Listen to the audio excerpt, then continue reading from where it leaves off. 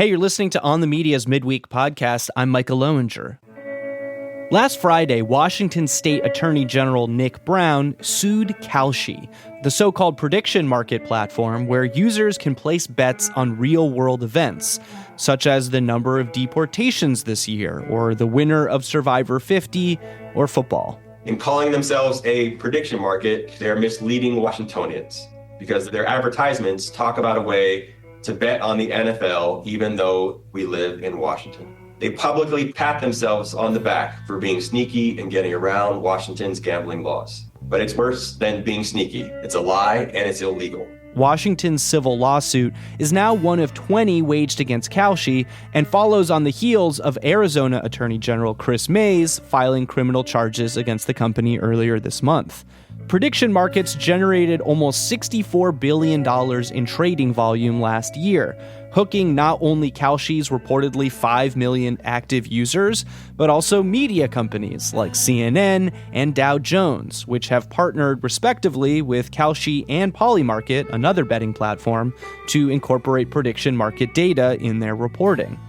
And in late February, after the US and Israel initiated a series of strikes in Tehran, $54 million in bets on Kalshi were spent on wagering whether Ali Khamenei would be out as supreme leader by March 1st, and a single Polymarket user later made over $500,000 predicting the death of the Ayatollah.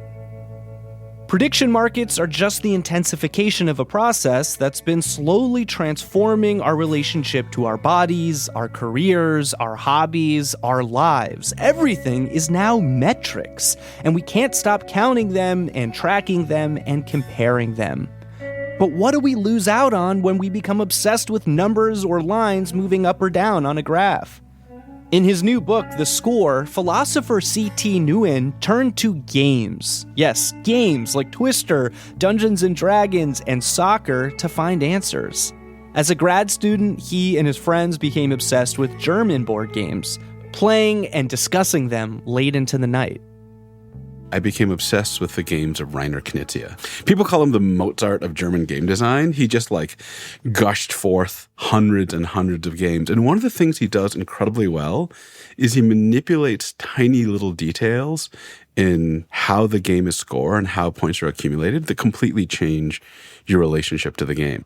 There's a talk from him at the Game Developers Conference where he says, the most important tool in my game design toolbox is the scoring system, because the scoring system tells the players what to care about.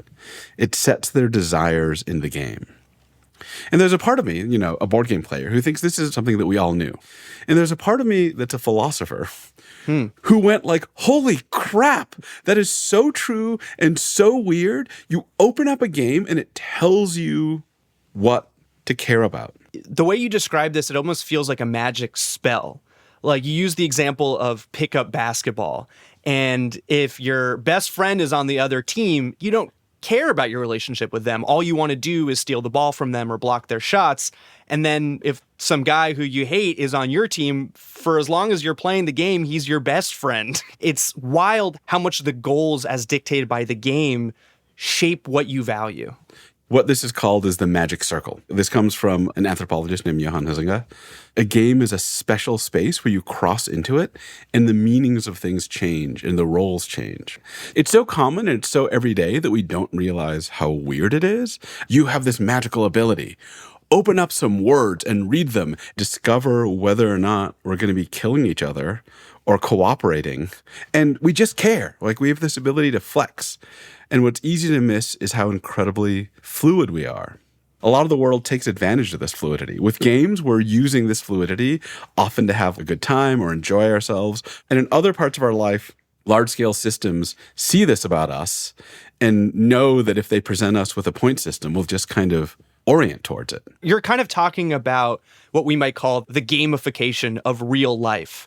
Scores and systems that make us care very intensely about something and maybe not always in the best way. How did you encounter this concept of gamification in your own life? I got sucked into philosophy because I thought the questions were cool and I loved them.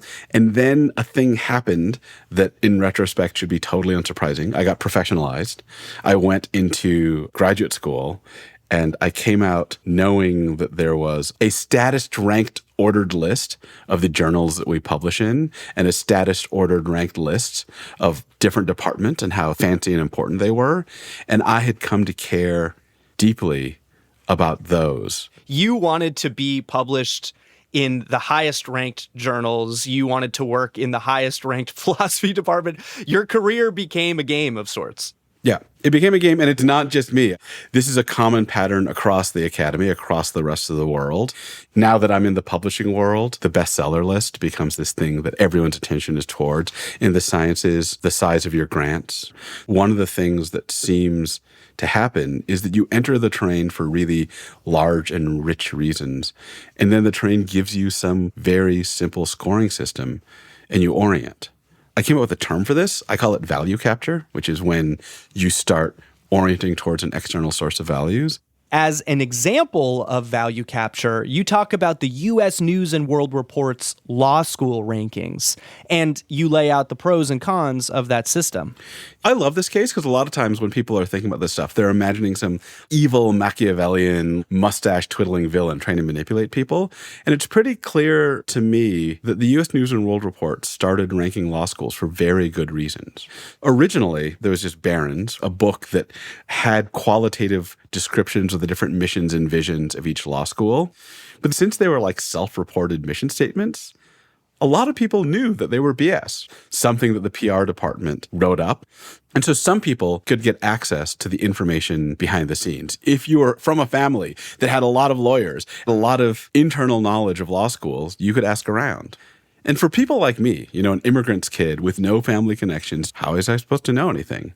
So the U.S. News and World Report tries to compile that information. Some of it is based on incoming class GPA, incoming class LSAT score, outgoing class employment at the 9-month mark. And what ranking systems do is they compress all that information into one single ranking.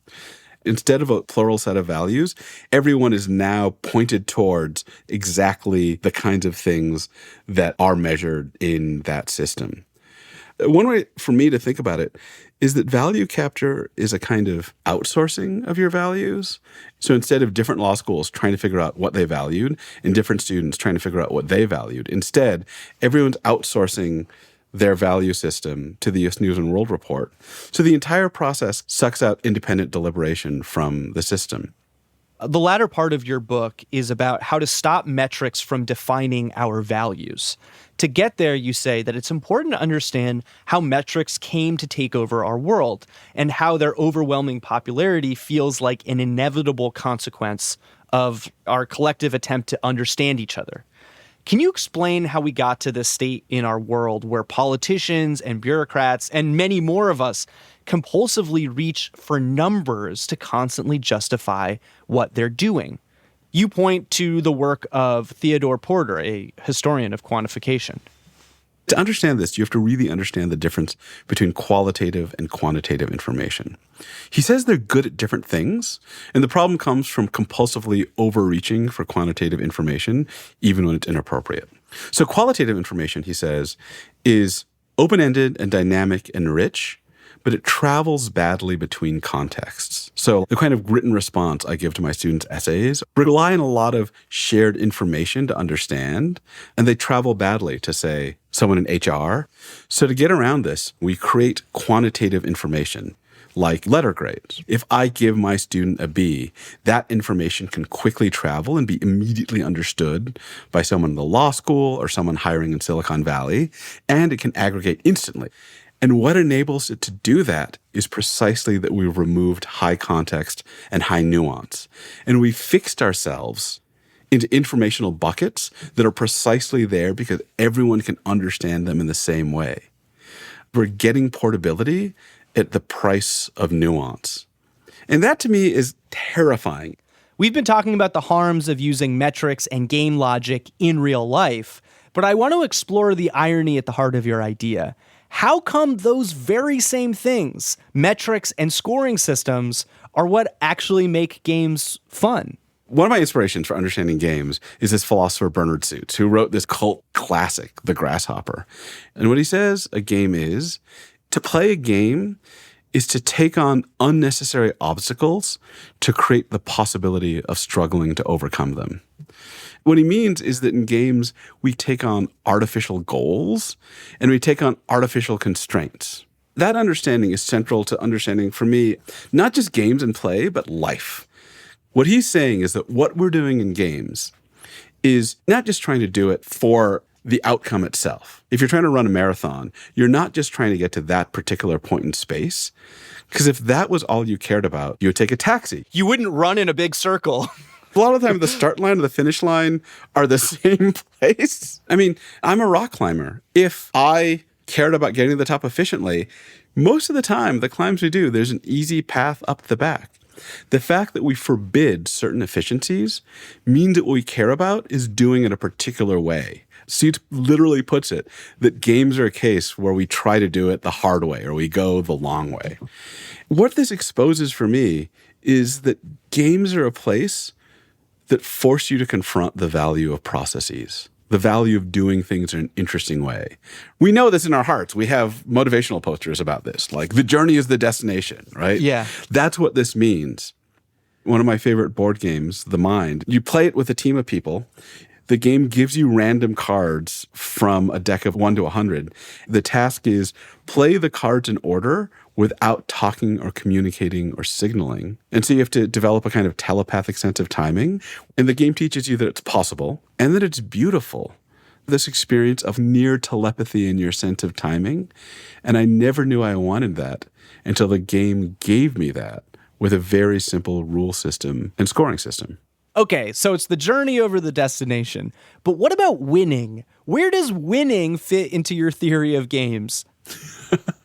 One of my philosophy advisors, Barbara Herman in grad school, casually said in the middle of a seminar that the most important thing here was to remember the difference between a goal and a purpose. And I was like, that's dumb. There's no difference between a goal and a purpose. And she said, sure there is.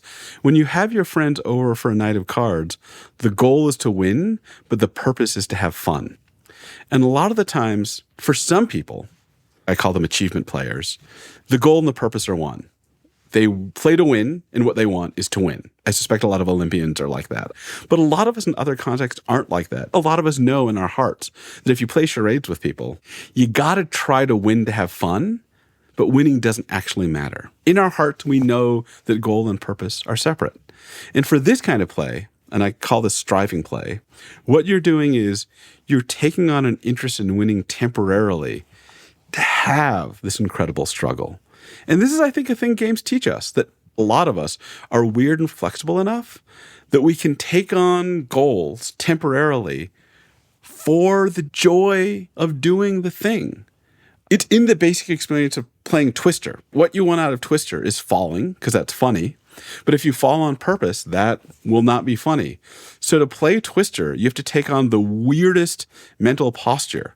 You have to get yourself to try to win and really be invested in it in order to make possible the joy of hilarious failure. So basically what you're saying is that the scoring system in games give us a very clear objective that allows us to have fun, that striving to have the highest score creates the conditions to have a good time, even if you don't win. That we may be tempted to employ these simple scoring systems in real life, but in the real world, they don't work out so cleanly. That's such a pretty way of putting it. And I think one of the things that makes the difference between games and metrics possible is that in games, what we're doing often is deeply tied up with this weird goal purpose angle, right? Like, I am trying to make points in basketball, and the points in basketball are really narrow and really artificial. But that's okay because there was no natural, true basketball goal before we simplified it to basketball points, right?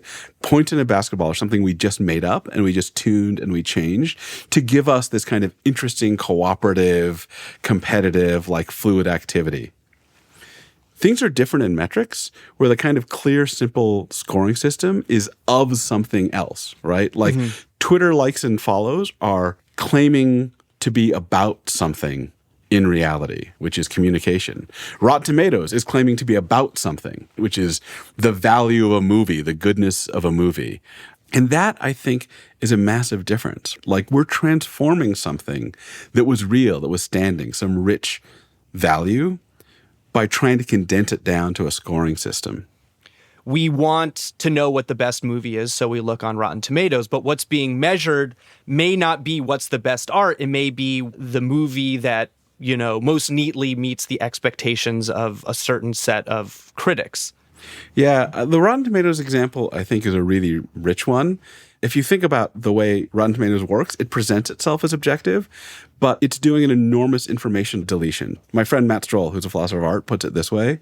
If you actually look at a lot of great movies, critics are often really divided about them. You'll get some people being like, I love this. This was fantastic. And other people being like, this is weird, incomprehensible garbage. And when you have those intense reactions, Rotten Tomatoes says 50%.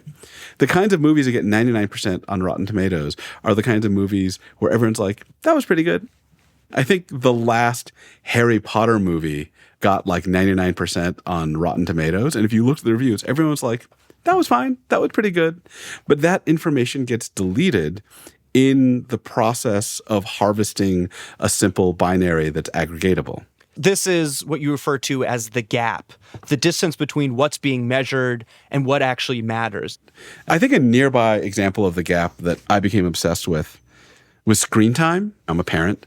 Everyone tells you to worry about your kid's screen time, and I started worrying about screen time too. And one day I was looking at it, and that measure lumps together all kinds of things that are profoundly different. So sometimes when my kid is on his iPad, he's watching idiotic YouTube videos. Sometimes he's watching YouTube videos about the history of World War II. Sometimes he's playing dumb clickers, and sometimes he's like building his own freeform architectural masterpieces in Minecraft. And those are the differences that actually matter, but we don't have a large-scale automated method for capturing everything. So we just use screen time. I kind of think we use screen time because you don't need to have a conversation with your kids about the difference between creativity and mindless clicker games. Yeah. You can just let a machine count it. But maybe what you actually need to do was to have the conversation with your kid. What metrics tempt us to do is to let something decide for us what counts as valuable just because it's easily measured. How should we approach real life metrics? Should I stop using Yelp to find restaurants? Should I stop looking at the highest reviewed washer dryer on Amazon? We need someone to make decisions for us sometimes. I mean, if I had to research, find the values of, and figure out what I cared about for every single object I interact with and purchase, I wouldn't have time to get anything done. What we're doing is outsourcing values. We have to do that sometimes, but we have to be careful about whether we're outsourcing something at our periphery or something at our core. Games actually kind of suggest the right way to do it. Games suggest that we take on scoring systems intentionally with a sense that it's up to us about whether we're entangled with them or not. I think we can do the same thing with the other world. We can look at metrics and rankings knowing that they're highly simplified, highly accessible information compression systems. And we can decide whether we're willing to bear that cost in that case. And a lot of the times the answer might be, I don't have time to do it. But there's a huge difference between making a decision about which scoring systems you want to rule you and just kind of passively letting the world reach in wherever it presents you with a metric and letting it overwrite your values without a worry. So you're saying that basically by playing games, we kind of train ourselves to see scoring systems and decide which ones we like or fit our lives. That by playing games and traveling between different scoring systems, we can go out into the real world and say, do I want to be in this rat race or that rat race? Yeah, I mean, I don't want to go too far down this line because when you read a lot of stuff in psychology and education, it always says games and play are valuable when they help us get better, when they help us get smarter and stronger. The worst version of this for me is justifying gameplay because it de-stresses me so I can get more work out of myself. So the philosopher Bernard Suits, at the end of his book, what he says is, Imagine a utopia where we've solved all our practical problems. What would we do with our time? We would play or we would be bored out of our minds. So play is the meaning of life. And this sounds silly to some people, but he's an Aristotle scholar. What Aristotle says is the meaning of human life comes in the exercise of our capacities and abilities, not in the outcomes and products of those. This is something I do the start of every intro to philosophy class. I ask students, what are you here for? They're like, to get a grade. Why are you getting that? To get a job. Why are you getting that? To get money. Why are you getting that? To get a car. And then I'm like, why are you doing that? Around then, students are like, I need a car to get to work. And then suddenly this like horrible cycle opens up to them. What Aristotle says, what Suits is saying, is that where the stuff grounds out is not in piles of more stuff, but in rich, fascinating action. Games are these structures that are arranged where you chase points, and those points are meaningless except that they inspire a rich, fascinating process. So either games are the dumbest thing ever, and we should get rid of them and just get back to being more efficient, or they're the most angelic vision of what actually matters to us, and the curse is that we've forgotten that a meaningful life comes from processes, and we've tried to squeeze out games and play in a life of ever more optimizing our productivity and outcomes, and that what we should actually remember was the purpose of it all was to be engaged in beautiful doing. T, thank you very much. Thank you so much. C.T. Wynn is a philosophy professor at the University of Utah. His most recent book is The Score: How to Stop Playing Somebody Else's Game. That's it for the Midweek Podcast. Don't forget to listen to the big show on Friday. In the meantime, consider following OTM on Instagram and TikTok. You can see videos of Brooke and I talking about things that we cover on the show. You can see clips from some of our interviews. We'd love to know what you think, so drop us a line. I'm Michael Lowinger.